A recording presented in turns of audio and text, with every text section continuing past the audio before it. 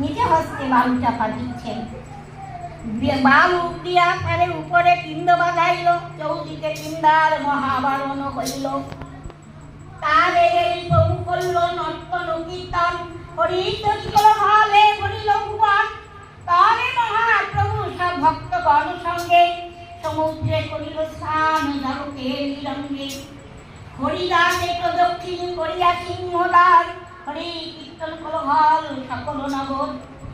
এখন যা যা ক্রিয়া করে মহাপ্রভু এইবার নগরে ঢুকলেন।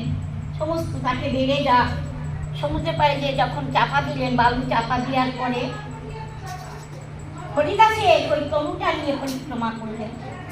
পরিক্রমা করে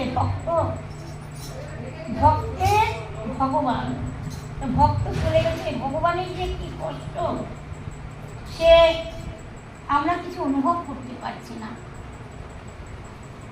ভক্ত চলে গেছে, ভগবানের যে এত কষ্ট সে আর সহ্য হচ্ছে না। তখন উনি আসলেন, নগরে ফিরে আসলেন। এসে কি করলেন,